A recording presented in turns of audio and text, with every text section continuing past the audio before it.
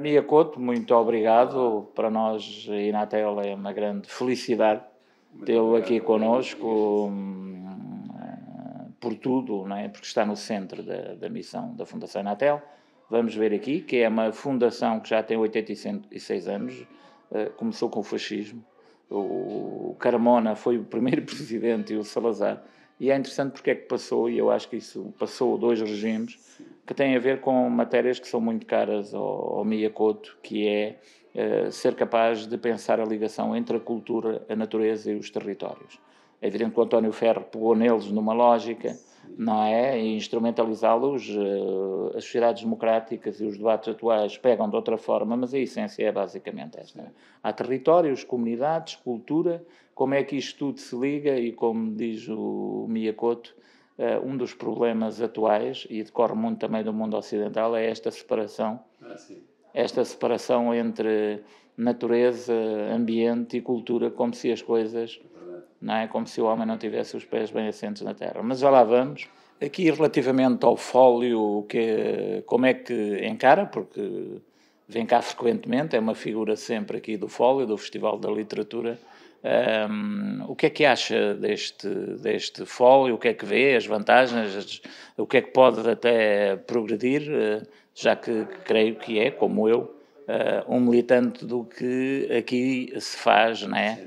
E deste papel fundamental da palavra e da palavra escrita, não é? Não, primeiro eu queria saudar a Inatel por estar presente e ter esta preocupação de fazer parcerias com este tipo de eventos, não é?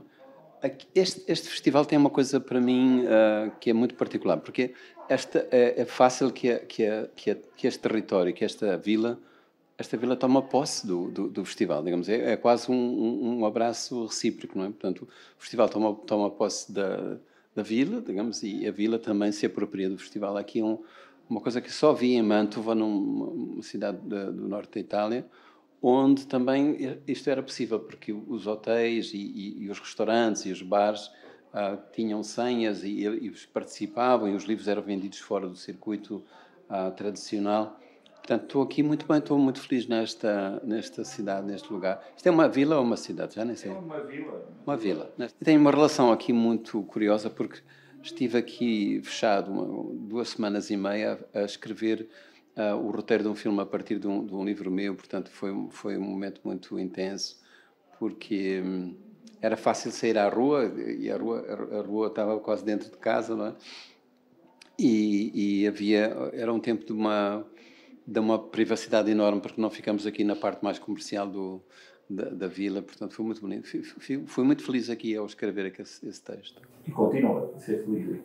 Sim, eu também facilmente sou feliz, eu tenho pouca exigência, mas, por exemplo, aqui a ilusão de que se está num mundo em que as pessoas se conhecem e, digamos, e estão disponíveis para receber o outro, é fácil cair na tentação de pensarmos que o mundo é assim, não é? Precisamente por o mundo não ser assim, e pela riqueza deste festival, eu vinha há bocado a caminhar e a ouvir simultaneamente muitas vozes brasileiras e depois também italianas. Vinham chegar ali vários italianos em grupo, não é? Digamos, a Itália da renascença da cultura, não é? E por outro lado os brasileiros, que é esta cultura crioula impressionante. Sim. Que é o seguinte: o festival tem o tema o outro, não é? Ou seja, eu acho que é um tema muito bem. Sim, sem dúvida. Um dos problemas do mundo atual é precisamente a forma como é que as comunidades com cultura forte estão a reagir à standardização. Sim.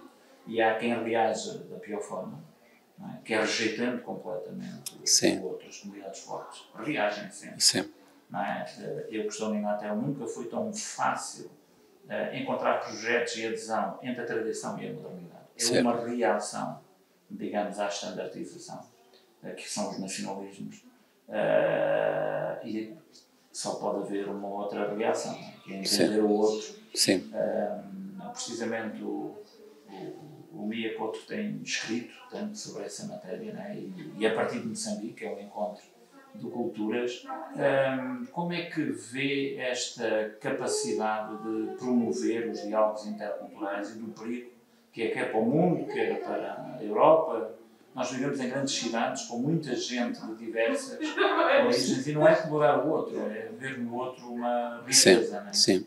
E é o tema do festival, Certo. precisamente. Eu estava ontem a pensar neste tema que eu acho realmente muito bem achado e estava a pensar se em Moçambique se poderia alguma vez pensar num festival chamado Outro, quer dizer, uma cultura como aquela que historicamente está fazendo essa absorção, essa troca, essa simbiose entre identidades, não é? E é por isso que, digamos, não se acha estranho que alguém sendo de origem africana e historicamente tendo todos os antepassados em África, hoje se reparte entre ser religioso no sentido de ser católico ou ser muçulmano ou qualquer coisa e conservar aquilo que é a sua religião mais antiga, a religião do culto dos antepassados. As pessoas sabem combinar isso, portanto, integram o outro dentro de si. O outro não está do outro lado da fronteira, não está do outro lado da pele, está dentro de nós. Não é? Os africanos fizeram isso com as religiões, fizeram isso com as línguas, com aquilo que digamos que é mais fundo naquilo que é a definição identitária. Não é? E, portanto, acho que, sinceramente, sem romantizar a África, mas acho que uma grande parte da África teria qualquer coisa a dizer como é que esse processo histórico aconteceu. E aconteceu com violência, é verdade, mas aconteceu bem também. Os africanos foram sujeitos, não foram sempre objetos e vítimas, foram sujeitos dessa participação. Isto é, eles escolheram também o que é que vão retirar. É Moçambique, sim, sim. Não quero branquear o processo de colonização e a violência colonial que tem que estar sempre, digamos, tem que ser lembrada. Mas não tem que ser lembrada de maneira como se os africanos fossem sempre objeto, não tivessem tido uma margem em que eles foram sujeitos, não é? Então, acho que essa filosofia africana que persiste, que está viva, não é? Que diz que eu sou os outros, não é? E cria identidades que são relacionais. Você é o que a sua história trouxe. Você não vem marcado por qualquer, digamos assim, de qualquer definição genética ou qualquer coisa. Andamos sempre à procura disso. Nesta filosofia ocidental estamos à procura do que é puro, do que é o ADN, a cultural, ou histórico, ou pessoal. E, na verdade, a própria ciência hoje está a dizer, bom, você tem o ADN que tem, mas depois esse ADN tem que conversar com outros, não é? Com outras entidades, exatamente. E agora já se descobre que... Há nem há um detalhe no meio de nós, e que afinal não se extinguiram todos. Pois, exatamente. Há aqui um diálogo, e até com esta coisa que agora se chamam os biomas, como é que somos determinados por bactérias e vírus, etc., que não estão morando em nós, mas são parte de nós. Isso foi muito curioso. Quando apareceu a Covid, eu integrei a comissão científica em Moçambique. E eu pensava, como é que estas pessoas vão olhar para esta ideia de um vírus, de uma coisa que é uma criatura, mas não é visível? É completamente fácil. Não houve dificuldade nenhuma em que as pessoas com menos escolarização entendessem que há determinantes que são não visíveis e que não os compreendemos, não podemos prever. Não é? Esta ideia é muito fácil de ser aceita numa cultura como a africana. Portanto, ela está disponível. E o segredo é isso, é a pessoa e a cultura e o grupo social está disponível a ser outro, não é? E não sentir medo por perder qualquer coisa. E isto depois mistura os mundos o meu mundo, que seria guiado pela ciência, e o mundo guiado pela imaginação. Mas se eu disser a um colega meu, biólogo, que esta noite eu fui uma árvore, ou fui uma pedra, não tem nenhuma coisa de extraordinário para o outro. Ele acha que isso é possível. Portanto, se é possível ser essa outra categoria, não é? Porque é que eu não posso ser um outro? Não só no sonho, mas na minha vida, não é? O Saramago tem uma frase que eu gosto muito, que é mais ou menos assim, que diz que nós não somos ou não habitamos o sítio físico onde estamos, não é? Nós somos onde habitam as nossas memórias. É verdade, muito bonito. E aquela procura permanente das nossas raízes, das nossas árvores, exatamente, dos nossos cheiros, não é? Sim, então, sim, a terra moçambicana e o cheiro da terra moçambicana, desde a cor, não é? Certo. Até ao cheiro mas isso é assim como eu, que sou do sul de Portugal, o cheiro assestou-lhe e a chuva molhada, quando começa o setembro, não é? São coisas que nesse dia somos o restoio, não é? Pois. Eu não sei se sabe se isto existe em si mesmo, quer dizer, a minha pergunta é verdade que isso que existe como uma memória, como qualquer coisa que nos marcou, não é? Mas eu não sei se é o cheiro em si mesmo, se é realmente a ausência de outras coisas que nos distraem e que fazem com que essa relação mais íntima com a terra, não é? Quando eu digo com a terra, com a água, com os elementos, passa a ser uma coisa que... Repare, eu já não olho para o céu para saber se amanhã como é que vai estar o tempo, eu vou à internet, não é? Então o meu céu passou a ser um ecrã. Não é? Sim, mas nós temos um software que percebemos pelo barulho e pelo som. É isso. Não é? Quando nos levantamos de manhã, não é? Se está escuro ou se não está escuro. Sim. Perder essa sensibilidade é perder o conhecimento do mundo. Há um certo analfabetismo, digamos assim, uma certa iliteracia, porque já não sabemos ler a terra, já não sabemos ler os outros, o rosto dos outros, não é? Mas há, apesar de tudo, na cultura, não é? E a certa recuperação do intelectual, não é? Temos aqui o Miyakoto, que precisamente faz uma obra que liga essas coisas entre aquilo que faz Moçambique, não é? Um Moçambique da negritude, um Moçambique ligado à Índia, um Moçambique ligado aos movimentos da Península Saudita, não é? Sim. Da Arábica, e faz essa ligação, que é também interessante. Tivemos aqui o Mário Lúcio, não é? O Mário Lúcio, que é um homem também impressionante, fez um espetáculo bem na tela que eu considero das coisas mais fabulosas, que foi sobre a história, pegou na história do Funaná. Okay. E como é que ia buscar, não é? Dizia, este é o Funaná que chegou vindo do Mali, onde nasceram os blues. Depois foi para Lisboa e trouxe... as viagens todas, e não é? tocava, não é? Depois andou nas Caraíbas e fez isto. E agora já andou pela Holanda e anda, não é? E nisto anda as mornas e o Funaná, não é? Que se há coisa que tem essa presença extremamente crioula é Cabo Verde, que eu considero que, como Cuba, são dos sítios, embora Cuba está mais mediatizado, mais ricos, e o Mali,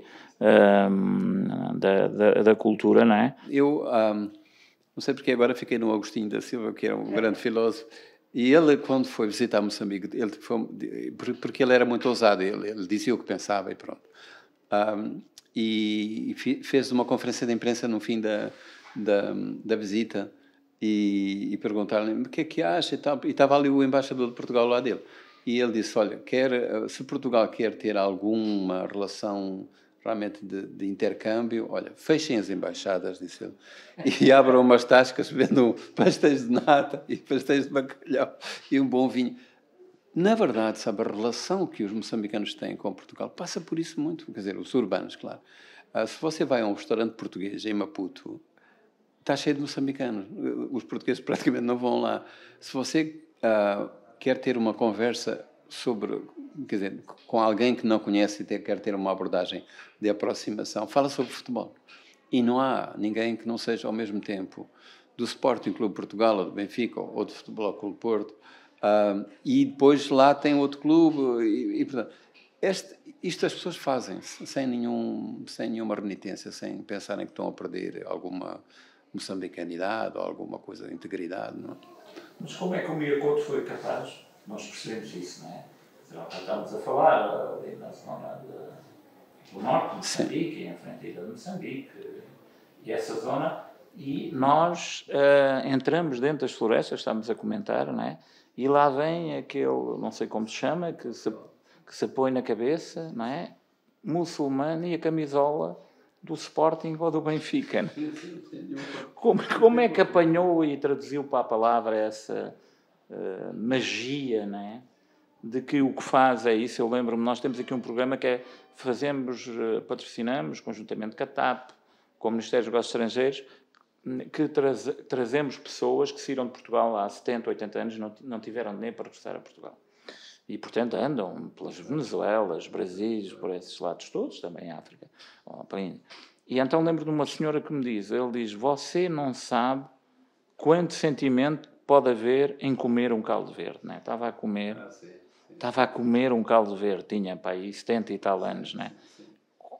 O que é que faz, quer dizer, o que é que despertou, como é que pega nesta magia? Porque uma coisa é despertar isto, outra coisa é passar isto para a palavra e para uma narrativa e ficcioná-la, não é? Nós sentimos que em Moçambique há um bocado de mim, e ao mesmo tempo há um bocado de mim nos moçambicanos, não é? Como há de quando se vai... Eu nunca fui a Goa, né? Mas precisamente esse fascínio de ir a Goa é precisamente esse fascínio de tentar perceber essas interseções todas culturais, não é? Sem dúvida.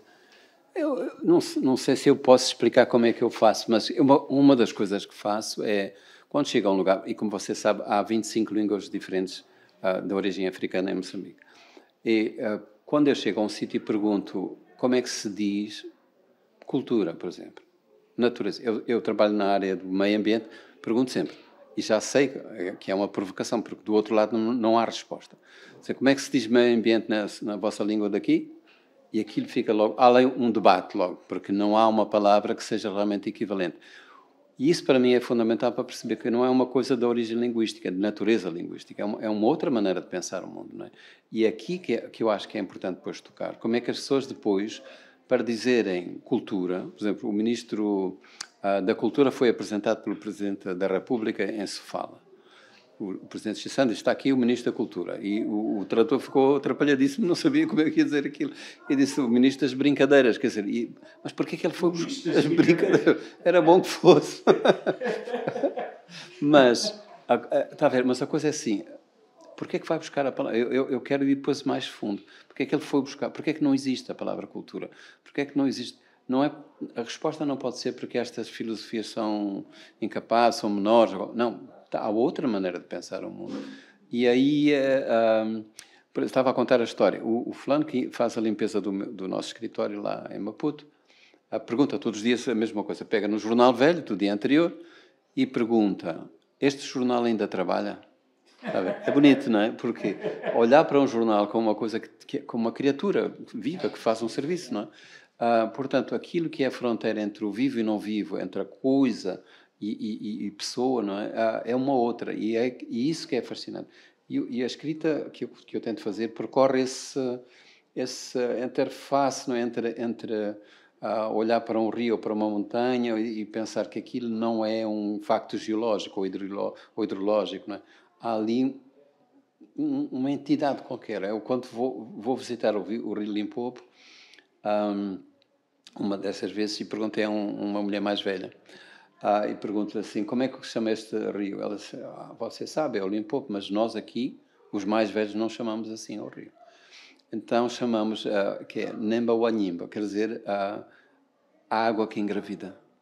A água que engravida é poesia pura, não é? Está a ver? Mas é a percepção de que aquele rio periodicamente inunda, portanto, e não... quando se fala de alteração climática, por exemplo, é difícil já, porque você também não tem palavra para dizer clima, não é? Mas há uma percepção de que estas coisas funcionam e há comandos que a gente não tem na nossa mão e as pessoas não têm medo de não saber. Isso é outra coisa que me parece... No mundo ocidental se a pessoa, exatamente. A ciência domina tudo, não é? E precisamos estar em domínio, em controle, não é? Porque senão ficamos desamparados. E há coisas que não entendemos e não ficamos aflitos por causa disso, não é? E a aflição que é não saber prever, por exemplo. Em África isso não existe dessa mesma maneira, não é? A aflição de que há um fim do mundo. Os africanos sabem que há vários mundos e, portanto, talvez este esteja a morrer, mas está aí a nascer um outro. Para dizer que as Nações Unidas têm precisamente a ver com isso. A Agenda 2030, às vezes há uma percepção não completa, passa a ligar dois dossiês, não é? Tem que haver sustentabilidade ambiental para o nosso planeta, não é? Que é uma coisa, parece que perdemos, que estamos dependentes da natureza, não é? E a segunda coisa é que temos que ter sustentabilidade social, incluindo aqui a cultura. Ou seja, vivemos cada vez em maiores metrópoles, com culturas muito diferentes, temos problemas de sociedades que não... Aquilo que estamos a falar, não aceitamos o outro e as sociedades para funcionar e não ter guerra, a primeira coisa é não haver uma lógica que às vezes há sempre a tendência histórica que é a cultura ser associada ao totalitarismo sobre o outro, não é? Embora o Cláudio Torres, precisamente numa organização que a Inatel teve, fazia uma teoria que é tão óbvia, mas que só dito por quem percebe bem e observa a realidade, que é o Mediterrâneo era um mundo de grandes interseções, e essas interseções nunca foram feitas pelos impérios. foi a economia, porque havia ali uma reação de antropólogos e tal contra o turismo, contra o negócio, e ele diz, nunca, no negócio eu para vender tenho que convencer o outro, não posso pôr o outro em questão. Não é? Nunca é para a espada que se fazem os cruzamentos culturais, não é? E dizia, portanto, tenham calma, quer dizer, o Mediterrâneo, quando teve comércio, teve intercâmbio e misturou culturas, não é? Não foi na espada. E como é que se vai incorporando o outro? E é uma coisa que dá o exemplo da Nossa Senhora de Fátima, não é? Porque a Nossa Senhora de Fátima é Fátima, não é? Porque vão incorporando vários conceitos, não é? E eu uma vez vi uma pessoa do Costa do Marfim, muçulmano, que lhe tinha morrido um filho e que estávamos em relações institucionais e ele me pediu para ir a Fátima, não é? Sendo muçulmano, para levar, porque os mundos interseccionam-se, não é? E esta passagem do norte da África, branco, do deserto para o sul, tem as zonas de interseção onde vão fazendo essas misturas, não é? No tempo da nossa revolução, em que era uma revolução marxista, não é? Um dos dirigentes comunistas de Moçambique veio visitar Portugal e a primeira coisa que perguntaram, você quer ir aonde? Ele disse, quer ir a Fátima. E ele sabia as orações todas e perguntaram, mas não há aqui um conflito? E ele achava que não havia nenhum conflito. Ele diz, eu quero ser uma pessoa boa e fui educado para ser um homem bom. E, portanto, digamos, esta relação com Deus, eu sou católico e sou comunista ao mesmo tempo, e ele embrulhava tudo aquilo sem ter a percepção nenhuma de que havia um conflito nessas opções. Não é? E não há porque este tipo de raízes, as conjunturas são pequenas notas ninguém, quando está a olhar a importância do Império Turco, não está a ver se o PIB cresceu 2 ou 3% no ano. Não é. Mas Mia Couto, precisamente porque é um dos homens no mundo que mais liga àquilo que eu chamo a essência da Agenda 2030, que é o homem tem que incorporar o ambiente e os diálogos interculturais para ter um mundo melhor, não é? E fazer este equilíbrio. A Fundação Inatel espera continuar consigo.